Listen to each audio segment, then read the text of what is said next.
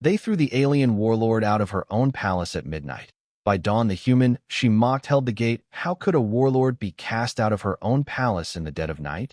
And why would the very human she once mocked be the one holding the gate by dawn? Hello, everyone, and welcome back to the channel. Before we begin, subscribe and turn on notifications so you never miss another journey into the unknown. Thank you for being here, for watching, and for continuing to support the stories we share. And before we dive in, tell us in the comments, where in the world are you watching from, and what time is it there right now? Now settle in, turn up the volume, and let the stars fade around you. Let's begin the story. Rough night, Your Excellency? The voice came from somewhere beyond the rain, calm enough to make Valyra Thane stop walking. At 12:17 a.m., the woman who had commanded the Karate Citadel for 11 years stood outside her own palace with nothing but a torn command cloak, a dead wrist console, and the cold rain running across her deep teal skin. Behind her, 40 feet of armored gate, sealed with a hydraulic groan. The sound traveled through the stone beneath her boots. Final, deliberate. Inside those walls were her command chamber, her banners, her officers, and nearly 4,000 soldiers who had once answered when she spoke. None followed her out. Valyra turned toward the darkness. Show yourself. A maintenance lamp flickered beneath the western wall. A human stepped into its pale amber circle. Ethan Cole, of all people. His dark utility jacket was wet across the shoulders, and rain had flattened his brown hair against his forehead. A diagnostic case hung from one hand. He looked less like a soldier than a man who had been interrupted halfway through repairing an air conditioner. Valyra almost preferred an enemy. 3 weeks earlier, she had mocked him before the War Council. Ethan had proposed installing mechanical overrides beside the Citadel's automated defense network. Physical switches, independent wiring, hand-operated locks, primitive redundancies, she had called them. She still remembered the laughter around the table.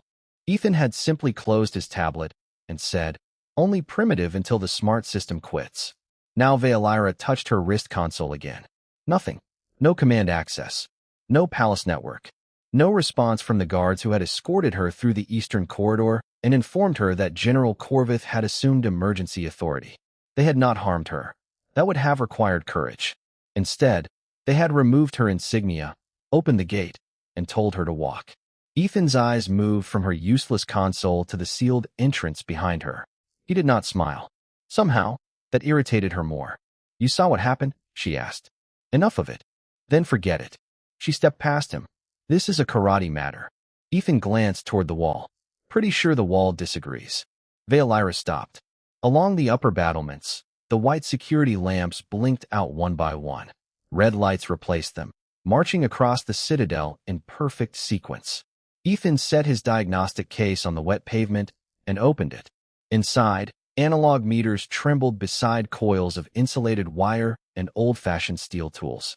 Valyra stared at them. The same crude technology she had dismissed. "What are you doing?" Ethan clipped 2 leads together. A needle jumped hard to the right. His expression changed. The humor disappeared first. "Your internal defense grid just switched control paths." "Corvith." "Maybe."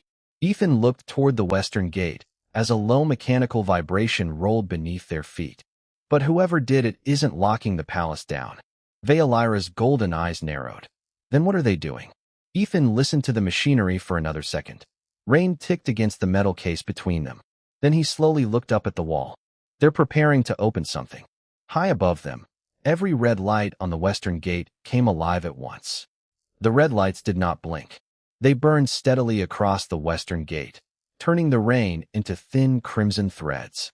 Ethan Cole watched the needle on his analog meter climb, settle, then climb again.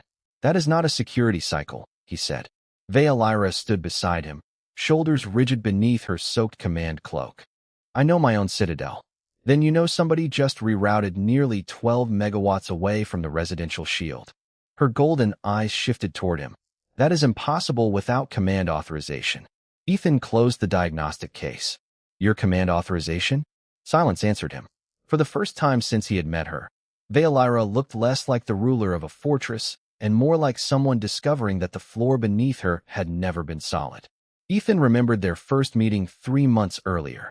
He had arrived with the Earth diplomatic engineering team, carrying 2 steel cases and a proposal nobody wanted. The karate defense network was elegant, fast, and almost entirely automated. One central intelligence monitored the gates, atmospheric shields, power distribution, and orbital communications. Veilira had been proud of it. Ethan had been worried by it. One network controls everything, he had told the War Council. That means one failure can reach everything. Veilira had leaned back in her elevated chair, studying the white-skinned human engineer as if he were an interesting mechanical defect. Earth survived its infancy by building machines that expect to fail. Pretty much. Several officers had laughed. Veilira had allowed herself a thin smile. A revealing philosophy. Ethan had not taken the bait. He had placed a small mechanical relay on the council table. It is also why this still works when your network does not. She had called his proposal unnecessary. He had installed portions of it anyway, wherever regulations permitted. Separate copper lines, manual pressure valves, mechanical gate releases, independent battery banks. Nothing impressive enough for a military parade. Tonight, standing in cold rain outside a palace that no longer recognized its own ruler, those forgotten systems were the only signals Ethan could still read. A faint vibration passed beneath his boots. He crouched and pressed 2 fingers against the pavement. 3 seconds. Another vibration. Transfer pumps, he murmured. Veilira frowned. The Western Hydraulic Reserve. Exactly. Ethan stood. Someone is charging the gate accumulators. Corvith has no reason to open the western gate. Then maybe Corvith is not the reason. Veilira stepped closer to the sealed entrance. I will contact the loyal divisions. She raised her wrist console before remembering it was dead. The tiny black screen reflected her own face back at her. Ethan said nothing. He did not need to. Her army existed somewhere behind 40 feet of alloy and a network that had erased her name. Veilira lowered her hand. There is an auxiliary command station beneath the West Tower. Connected to the central network? Yes. Then whoever locked you out owns that too. Her jaw tightened. You enjoy being correct. Not tonight. Ethan looked toward the service road running along the outer wall. About 200 yards away, a narrow maintenance entrance sat beneath an overhang, almost invisible behind rain and darkness. During his first inspection, Veilira had laughed when he insisted its mechanical lock remain independent. Now he picked up his tool case and started toward it. Where are you going? She demanded. Ethan kept walking. To try one of those primitive ideas you hated. Behind him came 3 seconds of silence, then the measured sound of Veilira's boots following through the rain. She caught up without speaking. Above them, the citadel remained red and silent. Halfway to the maintenance entrance, Ethan's handheld receiver suddenly clicked. Static whispered from its speaker. Then came a repeating pulse. 3 tones. Pause. 3 tones again. Ethan stopped. Veilira recognized the pattern a heartbeat later. External approach beacon. Ethan looked beyond the western wall toward the black horizon. The rain hid everything beyond a few hundred feet, but the signal was unmistakable. Something outside the citadel had requested permission to approach. More troubling was the response glowing across Ethan's meter. The palace had answered. Your gate is not preparing to open for Corvith, Ethan said quietly. Veilira stared into the darkness beyond the wall. Then who was it opening for? Veilira did not answer. For several seconds, she simply watched the black horizon while the rain whispered against the citadel wall. Ethan checked the receiver again. 3 tones. Pause. 3 tones. The signal was getting stronger. Whatever was approaching had crossed into the western navigation corridor, and the palace was still answering it. How long before they reach the gate? Veilira asked. Depends what they are flying. Estimate. Ethan studied the frequency drift. Less than an hour. Veilira turned toward the maintenance entrance. Then we reach auxiliary command, restore my authority, and arrest Corvith before his allies arrive. She started forward. Ethan did not move. After 6 steps, she noticed. Cole. No. The single word stopped her more effectively than a shouted order. She turned slowly. Explain yourself. Ethan slipped the receiver into his jacket. You are still thinking like a warlord. I am a warlord. Not tonight. The rain seemed suddenly louder. Veilira's golden eyes hardened. 3 months ago, Ethan would have expected half the War Council to stop breathing after hearing a human speak to her that way. Tonight, there was no council, no ceremonial guard, no command platform beneath her boots. Only wet stone, red warning lights. and one engineer who no longer had a reason to pretend rank mattered. Veolyra stepped toward him. You forget who you are addressing. No, I remember exactly who I am addressing. That is the problem. Ethan pointed toward the palace. You want your command back. Fine. But somebody inside is preparing a gate for somebody outside. Until we know why, your chair in the command chamber is not the priority. That chair controls this city. The people are the city. Veolyra went still. Ethan could see the answer she wanted to give. He could also see her refusing to give it. That interested him. There are 180,000 civilians in the lower districts, he continued. If that gate opens for the wrong people, how quickly can they evacuate? They cannot. Then we agree on something. Veolyra looked toward the red wall. You speak as though you understand command. I understand doors. Ethan picked up his case. Right now, that is more useful. The maintenance entrance was 20 yards ahead. It looked insignificant beside the enormous citadel, a narrow steel panel beneath a drainage channel. Ethan knelt beside it and brushed water from a recessed housing. No screen illuminated. No scanner requested identification. Good. He removed a flat steel key from beneath the foam lining of his case. Veolyra stared. You kept a physical key? You approved it. I approved your inspection access. Same key. That is an unacceptable security flaw. Ethan inserted it into the lock. You can fire me in the morning. The mechanism resisted. He turned harder. Somewhere inside the wall, old steel shifted with a heavy click. Veolyra's expression changed almost imperceptibly. Ethan pulled the door open 6 inches. Warm air escaped, carrying the dry smell of insulation, machine oil, and hot circuitry. No alarm sounded. Primitive, he said. Veolyra gave him a look that promised the conversation was not finished. They slipped inside. The passage beyond was barely 5 feet wide, lined with pipes and power conduits. White service lamps stretched into the distance. Ethan closed the door manually and checked his watch. It was 12:36 in the morning. They had been inside less than 10 seconds when every service lamp went dark. Veolyra reached instinctively for a weapon she no longer carried. Ethan remained still. A moment later, emergency strips glowed dim orange along the floor. Then a voice emerged from a speaker overhead. Calm. Male. Familiar. Warlord Thane, General Corvith said. You should have kept walking. Veolyra lifted her face toward the speaker. Ethan watched the orange light reflect in her eyes. He knows we are here. Yes, Ethan said. A heavy locking mechanism engaged somewhere behind them. Then another sounded ahead. Veolyra looked down the sealed corridor. We are trapped. Ethan opened his tool case. No. He removed a screwdriver, a coil of copper wire, and the same mechanical relay she had once laughed at.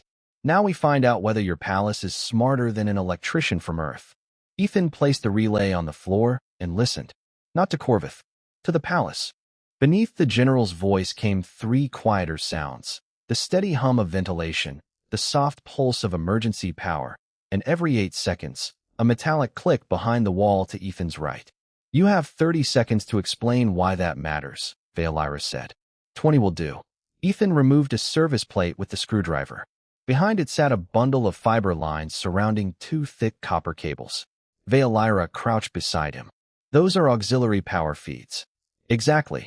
Your smart locks need the network to know when to open, but they still need electricity to stay locked. Ethan connected the relay across 2 maintenance contacts. I'm going to make this door forget it has electricity. Veolyra watched his hands. That sounds remarkably unsafe. Now you understand human engineering. The relay clicked. The orange floor lights dimmed. For 1 second, nothing happened. Then the locking mechanism ahead released with a deep mechanical thump. Ethan opened the door. After you. Veolyra stared at him. You bypassed a military security door with copper wire. Please do not tell your engineers. They already hate me. They moved deeper into the service level. The air grew warmer. Pipes as wide as tree trunks carried coolant toward the western shield generators. Through the soles of his boots, Ethan felt a repeating vibration. Pumps. Large ones.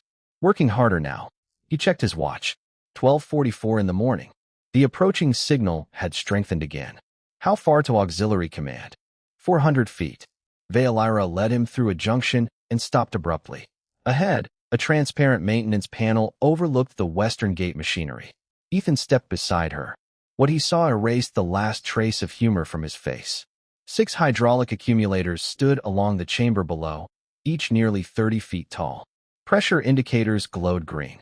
One after another, they were filling. Veolyra whispered. The gate reserve is normally kept at 40%. What is it now? 93. Ethan opened his diagnostic receiver. A stream of numbers crawled across its small display. And rising. Veolyra's expression hardened. Corvith intends to open the gate. That part we knew. Ethan tuned through several maintenance frequencies. I want to know when. Static. Telemetry. Pump status. Then a repeating synchronization packet appeared. Ethan froze. There. What? He turned the receiver toward her. A countdown occupied the bottom of the display. 4 hours, 57 minutes. The gate controller is waiting for a timed authorization. Veolyra calculated immediately. Approximately 5:42 in the morning. Just before sunrise. She straightened. We reach auxiliary command. I restore access. We cancel the sequence. Ethan looked at the pipes overhead. Something did not fit. A gate opening required hydraulic pressure. It did not require the massive energy transfer he had detected outside. He switched frequencies again. Another signal appeared, buried beneath the gate telemetry. This one belonged to the atmospheric defense grid. Ethan felt cold despite the heat of the machinery. Veolyra. She heard the change in his voice. What is it? Your gate is not the only system on a timer. He showed her the second countdown. Same endpoint. 5:42. Veolyra stared at it. The western shield. Looks like it. That shield protects 12 miles of the city. Ethan nodded slowly. Which means whoever is coming does not just want through your front door. The external approach beacon sounded again through his receiver. 3 tones. Pause. 3 tones. This time another signal followed it. Too faint for the palace network to identify, but clear enough for Ethan's analog receiver to measure. Then another appeared. And another. Veolyra watched the needle twitch repeatedly. How many? Ethan adjusted the gain. 5 separate pulses became 9. 9 became 14. He stopped counting at 20. The silence between them changed. This was no rescue team coming for Corvith. Veolyra looked toward the machinery below, then toward the corridor leading back to her palace.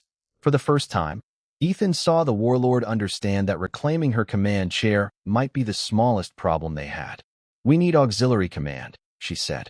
Ethan closed the receiver. No. First we need to find out what happens at 5:42. Somewhere far above them, thunder rolled across the city.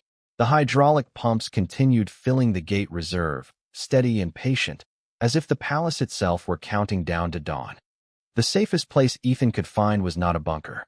It was a forgotten maintenance chamber wedged between the western coolant manifold and an obsolete communications trunk, barely 12 feet across and warm enough to fog the rainwater on their clothes. The door had no network connection, only a steel latch. Ethan liked it immediately. Veolyra did not. We are hiding in a utility closet while my city is being compromised, she said. We are thinking in a utility closet, Ethan corrected. There is a difference. He set his case on an old workbench and checked the receiver. The countdown continued. 4 hours, 41 minutes. Veolyra paced once, then stopped when her left shoulder stiffened. Ethan noticed. Sit. I am fine. You have said that 3 times. Because it remains true. Then sit while being fine. Her golden eyes narrowed, but she lowered herself onto a storage crate. Ethan opened a compact medical pouch from his case. Her shoulder had been strained when the palace guards removed her command armor. Nothing severe, but the joint was swelling beneath the edge of her cloak. He activated a cold compression strip and handed it to her. Veolyra examined it suspiciously. Human medicine? Human ice pack. Primitive. Extremely. She placed it against her shoulder.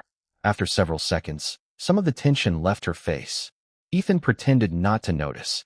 He pulled a metal water bottle from his jacket, took one small drink, then offered it to her. Veolyra looked at the bottle. You have another? No, then keep it. Ethan placed it beside her anyway and returned to the receiver. A minute passed. He heard the cap turn behind him. Neither mentioned it.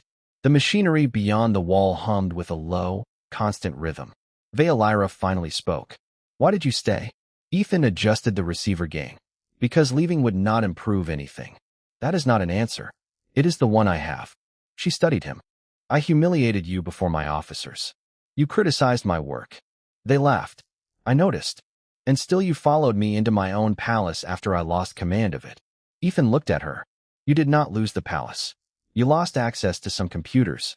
To a karate commander, those are effectively the same thing. That might be your problem. Veilira almost objected. Instead, she looked down at the simple steel latch on the door. No scanner. No biometric reader. Nothing Corvith could command from a distant console. Your people expect failure, she said. Ethan leaned against the workbench. We planned for it. There is a difference. A big one. Expecting failure means you stop trusting anything. Planning for it means you trust people enough to give them another option. Veilira became quiet. Ethan immediately regretted sounding philosophical. He preferred Wires. Wires rarely stared at him like that. She lifted the bottle and took another drink. Karate commanders are taught that mercy creates hesitation, she said. That dependence creates weakness. That anything unable to stand alone becomes a burden to those strong enough to survive. Ethan glanced at her injured shoulder. Sounds exhausting. A small sound escaped her. Not quite laughter, but close. Then the receiver chirped. Ethan straightened. A new data packet had appeared beneath the countdown. He connected the receiver to an isolated maintenance terminal and routed the signal through his analog converter. Broken symbols resolved into coordinates, authorization codes, and a sequence of system commands. Veilira moved beside him. Can you read it? Enough. Ethan traced the sequence with one finger. Western gate release. Atmospheric shield suspension. Orbital targeting interruption. Civil communications isolation. Veilira's expression emptied. All synchronized. At 5:42, Ethan said. Another line appeared. External docking permissions. Then another. 24 approach signatures. Veilira stared at the screen. Corvith is not taking my palace. Ethan looked at the countdown. For hours, 32 minutes. No. Outside the chamber, the pumps continued their patient mechanical rhythm. Veilira slowly removed the cold strip from her shoulder. The anger in her face had changed into something quieter, something heavier. He is using my removal to blind the command structure while he opens the city. Ethan nodded. Which means you were never the real target.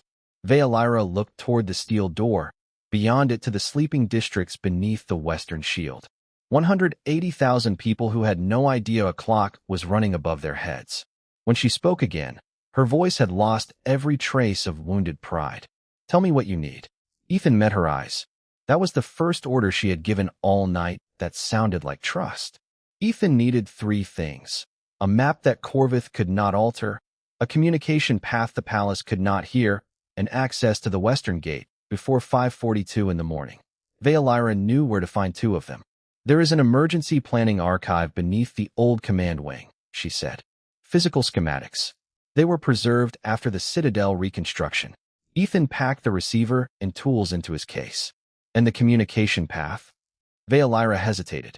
There is an induction transmitter used during atmospheric interference. Short range. Independent power.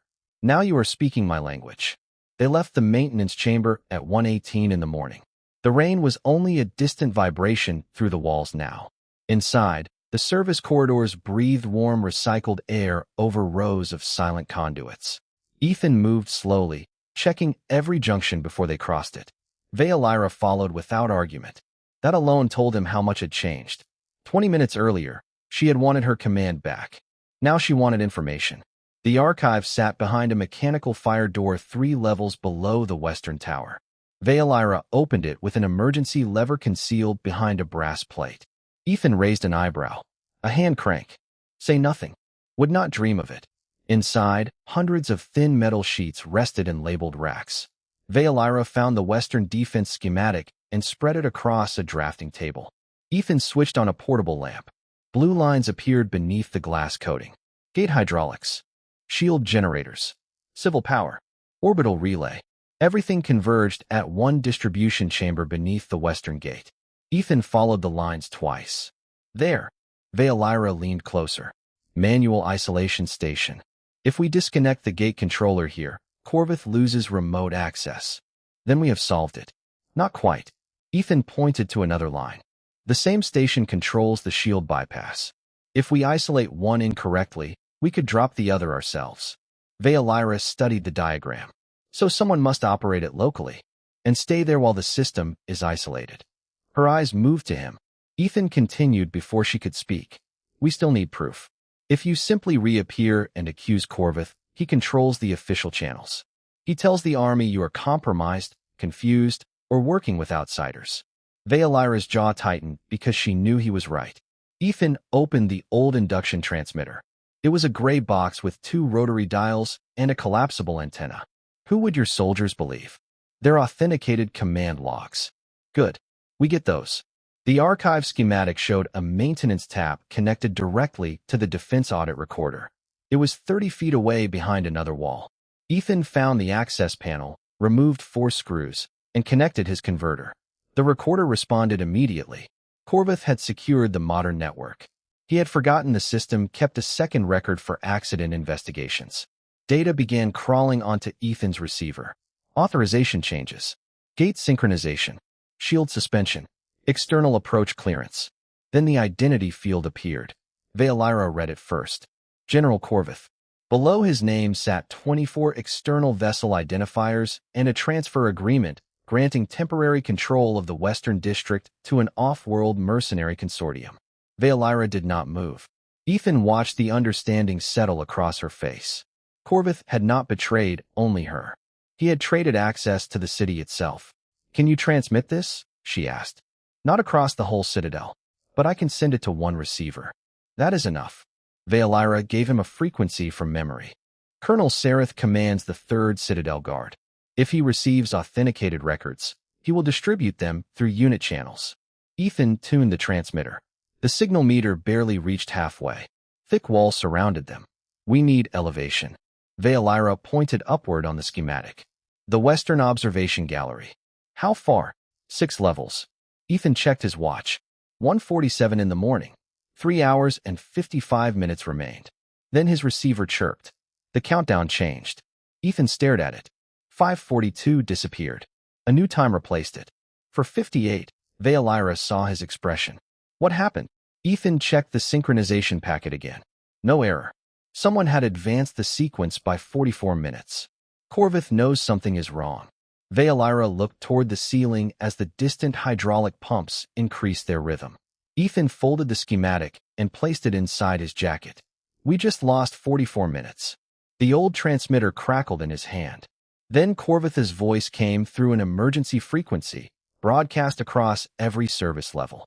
Veilira, you always believed a fortress obeyed the strongest commander. A pause followed. Tonight you will learn it obeys whoever controls the clock. Ethan looked at his watch. 1:49 in the morning. 3 hours and 9 minutes remained. Veilira reached for the transmitter. Ethan expected anger. Instead, she switched it off. He wants me listening to him. She looked at Ethan. I would rather listen to you. Ethan lifted his tool case. Then we move. They reached the Western Observation Gallery at 2:06 in the morning. The room had once been designed for commanders to watch ceremonial arrivals through a 60-foot window of reinforced crystal, but tonight the glass showed only rain, darkness, and the red glow of the outer wall. Ethan placed the induction transmitter on an old navigation console and extended its antenna. The signal meter rose slowly. 30%. 40. 62. Good enough, he said. Veilira gave him Colonel Sareth's frequency. Ethan connected the audit recorder data and started the transmission. A small green light pulsed with every packet. How long? She asked. 3 minutes if the signal stays clean. Veilira watched the dark city below. Thousands of windows remained lit across the lower districts. People were sleeping, working night shifts, feeding children, repairing machines. Ordinary lives continuing beneath a shield scheduled to disappear before sunrise. Ethan noticed her expression. You cannot command all of them through this. I know. That bothers you. Everything about tonight bothers me. The transmitter chirped. Packet complete. Then another light flashed. Reply received. Veilira stepped closer. Ethan decoded the message. Colonel Sareth had authenticated the records. He was distributing them through independent unit channels. Veilira released a breath she seemed to have been holding since midnight. Then Corvith has lost the army. Not yet. Ethan checked his watch. 2:11. He still controls the systems. A vibration passed through the gallery floor. Stronger than before. Ethan crossed to the window. Far below, the western gate machinery glowed beneath service lights. The hydraulic accumulators were fully charged. Veolira joined him. We go to the isolation station. Yes. Together. Ethan did not answer. She looked at him. Cole. The station has 2 compartments. He unfolded the schematic. The inner control room and the outer mechanical chamber. Once the manual isolation is engaged, the blast barrier closes between them. Veolira understood immediately. Then we keep it open. Cannot. The barrier is part of the emergency sequence. No network control. Then we disable it and risk reconnecting Corvith to the gate. Her voice became colder. Find another solution. Ethan folded the schematic. I have one. I dislike your tone. You stay in the inner control room. You keep the shield bypass stable and maintain communication with Sereth. I operate the gate isolation outside. No, that was fast. You are asking me to stand behind a door while you remain alone on the other side. I am asking you to do the job only you can do. Veolira stepped closer. And yours? Keep the gate closed. For how long? Ethan glanced toward the horizon. The external signals were stronger now. 24 vessels, still beyond visual range, approaching on coordinated vectors. Until Sereth restores command authority or those ships turn around. And if neither happens? Ethan picked up his tool case. Then I keep holding it. Veolira stared at him. There was no bravado in his voice. That seemed to trouble her more than confidence would have. You mocked me once for believing strength meant standing alone, she said quietly. I did not mock you. You are doing it now. No, I am proving something different. Ethan headed for the service stairwell. Standing alone is useful when it means everyone else gets somewhere safe. They descended 6 levels through narrow passages filled with the growing hum of machinery. At 2:34, they reached the isolation station. 2 rooms. 1 thick barrier. Exactly as the schematic promised. Ethan opened the outer panel and began routing the mechanical override. Veolira entered the inner room reluctantly. Displays flickered awake around her. Ethan. It was the first time she had used his first name. He looked through the open barrier. Yes. If this closes, I cannot reopen it from my side. I know. Then do not close it. Ethan almost smiled. I will put that in my maintenance report. The countdown reached 2 hours and 21 minutes. He pulled the first isolation lever. Warning lights turned amber. He pulled the second. The floor trembled. Then Corvith's network detected the interruption. Every alarm in the station came alive. The blast barrier began descending between them. Veolira moved toward it. Ethan. He reached for the final lever. You wanted to know why humans build backups. The opening narrowed. This is why. He pulled the lever. The western gate vanished from the digital network. The barrier sealed with a deep metallic sound. For a moment, Ethan stood alone in the outer chamber, surrounded by analog gauges, steel wheels, and machinery older than the intelligence that had betrayed the Citadel. Then the main pressure gauge began to rise. Corvith was trying to force the gate open manually. Ethan set down his tool case, wrapped both hands around the emergency control wheel, and looked at the trembling needle. All right, he whispered to the machine. Now it is just you and me. The emergency control wheel fought Ethan for every inch. He leaned into it, boots planted against the ribbed steel floor while the pressure gauge trembled above the red line. Somewhere beyond the chamber, Corvith was feeding power into the western gate actuators, trying to make machinery obey a command the network could no longer deliver. Ethan had taken away the software. Corvith still had the pressure. Of course you do, Ethan muttered. He checked the clock mounted beside the analog panel. 3:02 in the morning. 1 hour and 56 minutes remained until the revised sequence. Through the sealed barrier, Veolira's voice reached him over the hardwired intercom. Sereth has contacted 7 loyal units. More are requesting authentication. Good. Ethan tightened a bypass valve. The gauge dropped 3 pounds, then climbed again. Tell them not to come here. Silence. Repeat that. Corvith expects you to retake the gate with soldiers. Do not give him the fight he planned for. Veolira understood. Then what do I tell them? Restore the orbital relays. Protect the civilian districts. Cut external docking authorization wherever they can. Another vibration rolled through the chamber. Ethan looked toward the ceiling. Dust drifted from an old ventilation seam. And tell somebody to shut down hydraulic pump 4. Why? Because it is trying very hard to ruin my evening. Veolira transmitted the order. Ethan moved to the next panel. The beauty of the old system was its stupidity. No artificial intelligence. No remote optimization. No central logic deciding what should happen. A valve opened because someone turned it. A relay closed because current passed through copper. A gate stayed shut because a mechanical lock physically refused to move. Primitive, Veolyra had called it. Ethan had never loved that word more. At 3:19, Pump 4 went silent. The pressure needle fell. Ethan exhaled. Then Pump 5 accelerated. Corvith noticed, he said. So did I, Veolyra replied. Her voice sounded different now. Focused. Calm. She was no longer trying to reclaim authority. She was using what remained of it. Ethan smiled despite himself. You learn fast. Do not sound surprised. I am trying very hard not to. At 3:41, the first external vessel appeared on passive sensors. Veolyra relayed the reading through the intercom.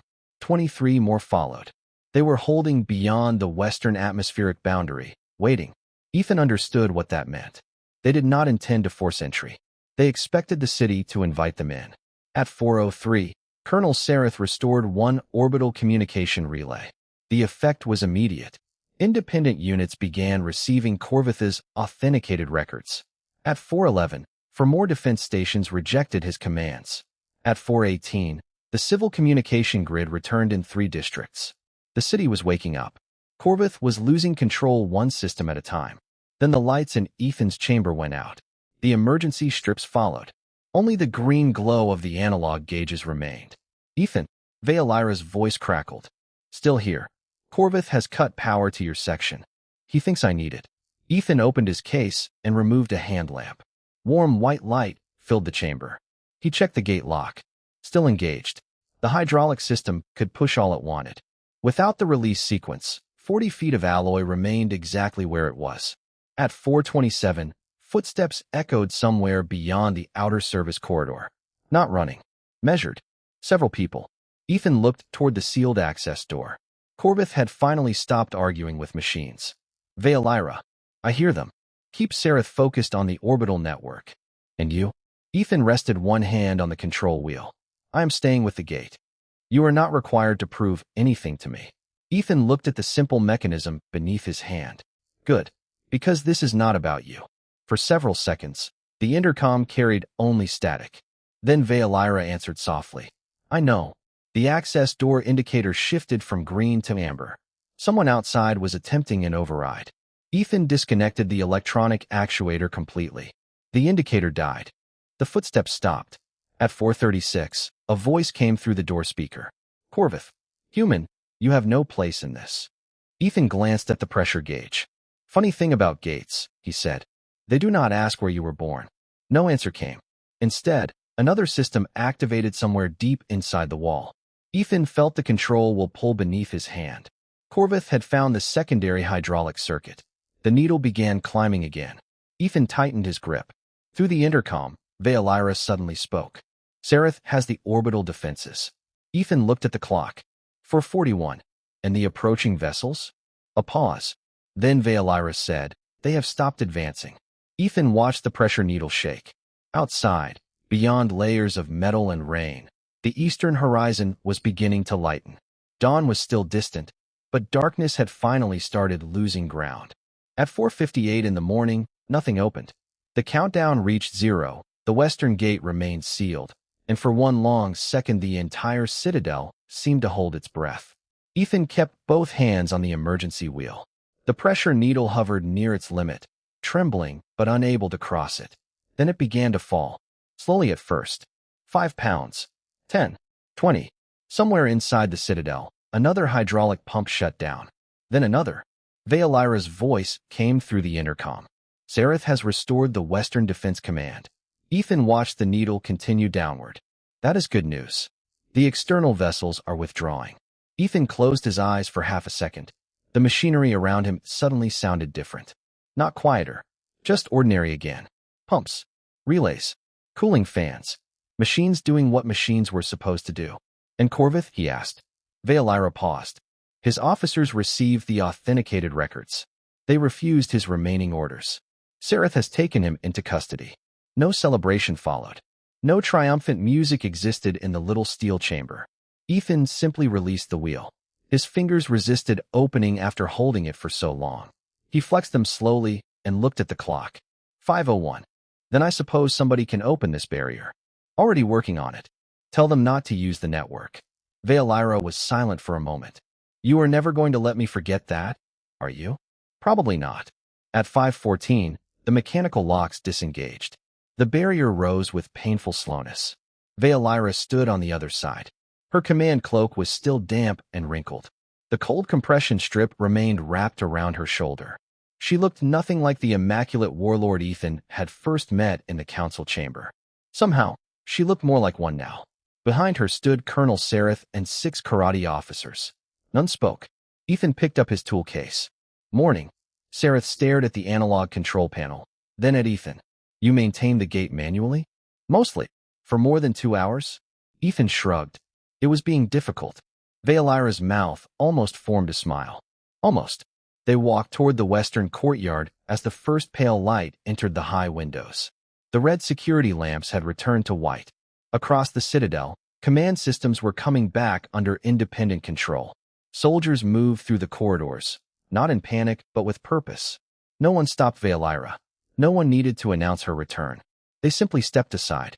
When the courtyard doors opened, cool morning air rolled inside. The rain had ended. Beyond the walls, the sky was turning silver and gold. The western gate stood closed, enormous and scarred only by years of weather. It looked almost disappointingly normal. Ethan liked that. Gates were supposed to be boring. Veolyra stopped beneath the archway. Several dozen officers had gathered there. More were arriving. Ethan expected a speech. Karate commanders seemed to enjoy speeches almost as much as humans enjoyed coffee. Instead, Veolyra removed the dark metal insignia fastened beneath her cloak. Ethan recognized it immediately. The warlord's mark. She had apparently recovered it after Sareth secured the command wing. Veolyra, Ethan said quietly. Do not. She ignored him. Of course she did. She stepped forward and attached the insignia to the upper edge of his worn utility jacket. Ethan looked down at it. I am fairly certain this violates at least 6 diplomatic regulations. 7, Sareth said. Ethan looked at him. The colonel's expression remained perfectly serious. Veolyra finally smiled. It was small, tired, and entirely unlike the controlled expression she had worn in the War Council. 3 months ago, she said, I believed your machines were primitive because they assumed something would eventually fail. Ethan glanced toward the gate. Everything eventually fails. Yes. Her eyes moved across the officers around them. Machines. Systems. Commanders. Loyalty. She looked back at him. Your mistake was not expecting failure. It was believing that failure should never be the end. Ethan said nothing. There was nothing useful to add. Veolyra turned toward the sunrise. Far above the city, the restored orbital shield shimmered faintly against the brightening sky. Behind the gate, 180,000 people were waking to an ordinary morning. Most would never know how close that morning had come to being different. Ethan preferred it that way. Veolyra had commanded thousands and trusted systems built never to bend. In a single night, both had failed her. What remained was a steel wheel, a copper relay, and one stubborn human who had been given every reason to walk away. He had not stayed because she was powerful. He had not stayed because she deserved a throne. He had stayed because there were people behind the gate. And sometimes humanity was nothing more complicated than that, standing where you were needed until someone else got to see the sunrise.